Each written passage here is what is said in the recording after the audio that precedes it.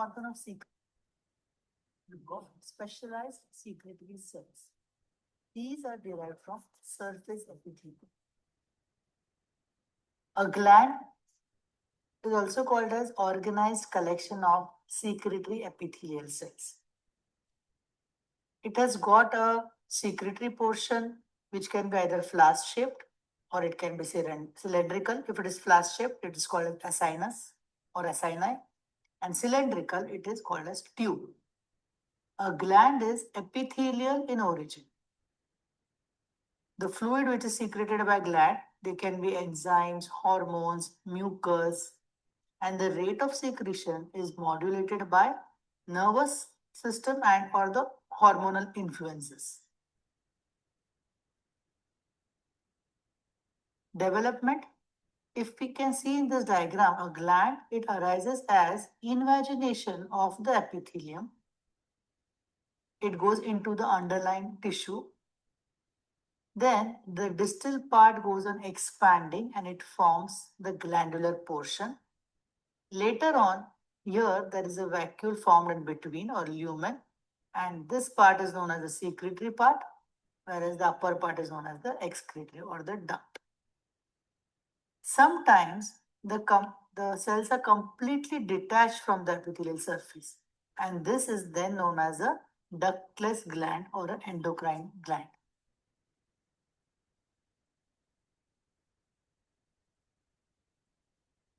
Classification of glands. Based on the site of secretion, the gland is classified as exocrine, where it secretes its products through the ducts. Endocrine gland, where it secretes its products directly into the bloodstream. So, exocrine gland example is salivary gland, and endocrine gland, the example is thyroid gland. There is something known as a paracrine gland. The paracrine gland is like endocrine gland, that is, it has ducts, but it does not secrete its secretions into the blood. In fact, whatever products it is secreting, it affects the adjacent cells. Para means adjacent, so it is affecting the adjacent cells. So example is testosterone produced by Leydig cells of the testes. The testosterone which is produced by the Leydig cell, it acts on the adjacent seminiferous tubules to stimulate spermatogenesis. Next classification based on the number of cells, it can be unicellular or multicellular. The term itself is self-explanatory. Unicellular, composed of single cell.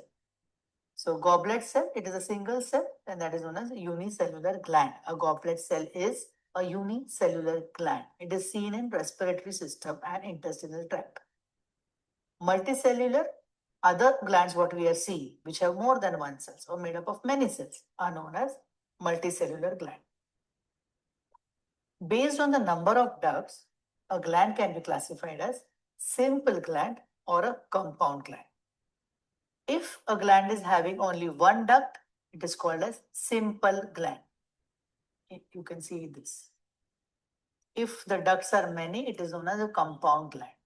So in this diagram, if you can see simple duct, there is a single duct seen and the epithelial cells, which are the glands and secretory cells. And here you can see number of ducts.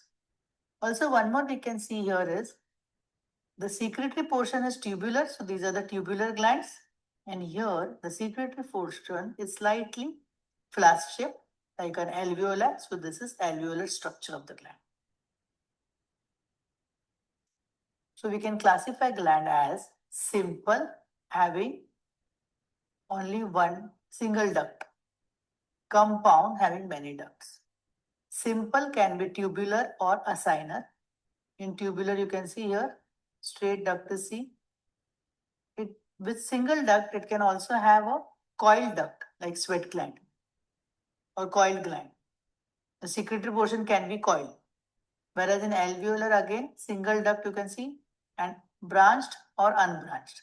Here it is branched, but again, the secretory part is branched and not the duct. Here, if you can see, compound, there is one duct and other minor ducts are also present.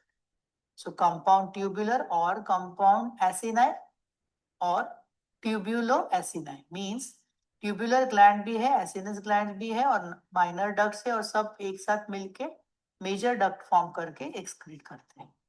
So classification of glands is simple or compound depending upon the ducts.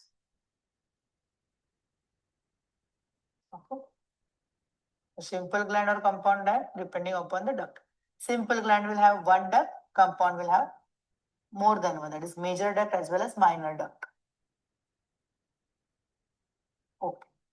So then classification based on the mode of secretion. Merocrine. Merocrine में क्या होता है? The secretion is released by exocytosis. You can see here.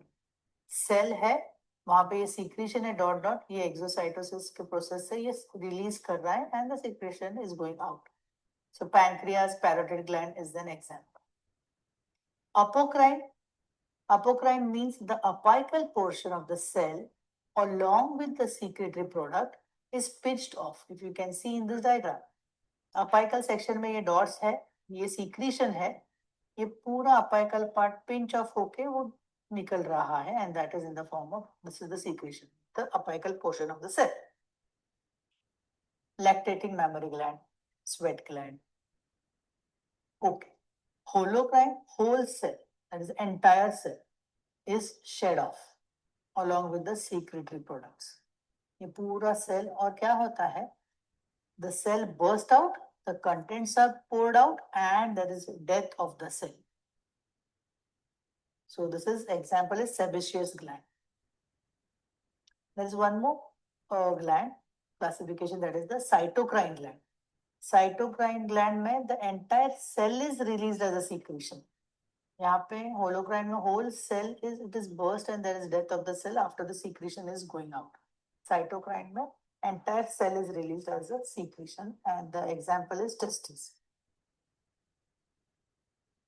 Based on nature of secretion, the glands can be serous gland. Serous gland, where we can see it secretes thin watery material. Parotid gland is the example of serous gland. The cells are proper triangular shaped structure. There is a zymogen granules present here, so darkly stained. The lumen is seen small. The mucous gland में thick secretion is there, viscous secretion, and this is sublingual salivary gland is the example. In this, if you can see, the nucleus is pushed to the periphery. There is mucigen droplets here, very lightly stained, and the lumen is big. Mixed gland, the example is submandibular salivary gland. It secretes watery secretion as well as viscous. इसमें क्या होता है? ये mucus acinus आप देख रहे हो यहाँ पे और कुछ सीरस एसिनस भी प्रेजेंट होता है. Sometimes the serous acina is pushed by the mucous acinus and it is seen like this, crescent shaped covering the mucous acinus. And this is known as serous demilune. And everywhere you can see here, they have shown some cells here, myoepithelial cells. These myoepithelial cells are present mostly in all the glands and they contract and help in expressing the secretion out. Difference between serous and mucous acinus, just now we have discussed. Quickly we will see it. Thin secretion in serous, thick secretion in mucus. Presence of zymogen granules, mucinogen droplets. Round है, shape of the nucleus, whereas here the shape of the nucleus is flat and it is at the periphery. The lumen is small in serous, lumen is big in mucus. Darkly stained serous, lightly stained mucus. Okay. The malignant tumors which come from this glandular epithelium, they are known as adenocarcinoma. And this carcinoma can turn malignant. I mean, we cannot say that it's a benign tumor, it can be a malignant tumor as well. So adenocarcinoma is a tumor arising from the glandular epithelial tissue. Common forms of adenocarcinoma are breast carcinoma, stomach, prostate, etc. Thank you.